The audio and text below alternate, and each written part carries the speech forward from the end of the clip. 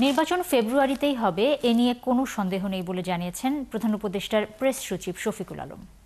শুক্রবার বিকেলে মাগুরায় জুলাই অভ্যুত্থানে শহীদ মেহেদী হাসান রাব্বি ও আলামিনের কবর জিয়ারত শেষে সাংবাদিকদের প্রশ্নের জবাবে কথা বলেন তিনি। এ সময় তিনি আরও বলেন, নির্বাচন ফেব্রুয়ারিতেই হবে, সবাই একটি শান্তিপূর্ণ নির্বাচন দেখতে চায়। এমন কোনো শক্তি নেই এটি প্রতিহত করবে। এরই মধ্যে নির্বাচন পরিচালনার সাথে সম্পৃক্ত সব দপ্তর বিষয়টি নিয়ে কাজ করছে। আশা করা যাচ্ছে সবার সহযোগিতায় শান্তিপূর্ণ ভোট হবে।